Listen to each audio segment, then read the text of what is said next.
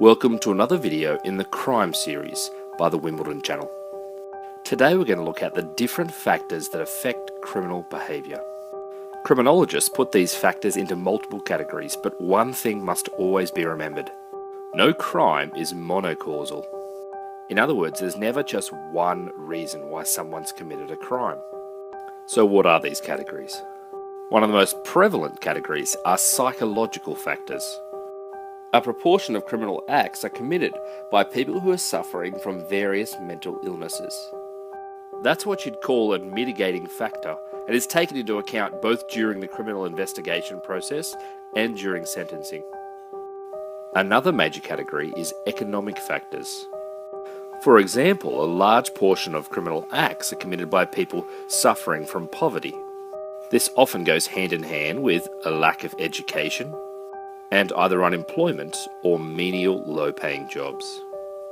Social factors is also quite prevalent when we're looking at the causes of crime. This makes sense if you think about it. You hang around with a certain type of person, they're going to affect your behaviour and the way you perceive things.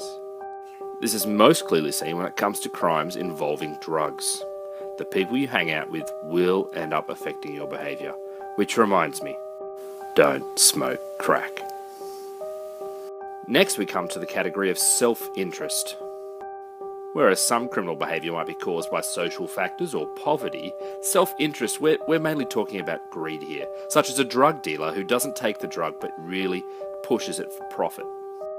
Or white-collar crimes. This is people who are relatively well off but who embezzle funds from their company or perhaps commit insider trading.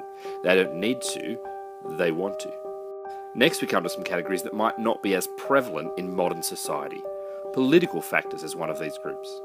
We're talking here about crimes against the sovereign, such as treason, or maybe trying to assassinate the king, hence not perhaps that prevalent anymore. I guess the most common one you see these days are rioting. So perhaps you're protesting against something political and things get a little out of hand and you get hot under the collar and you might be charged with rioting. Lastly, genetic factors. These were all the rage back in the 19th century, where they used to do things like measure the heads of criminals to see if they could find any commonalities between them. As our technology's gotten more and more sophisticated, however, we've done studies using DNA and we've pretty much debunked every genetic theory when it comes to criminals.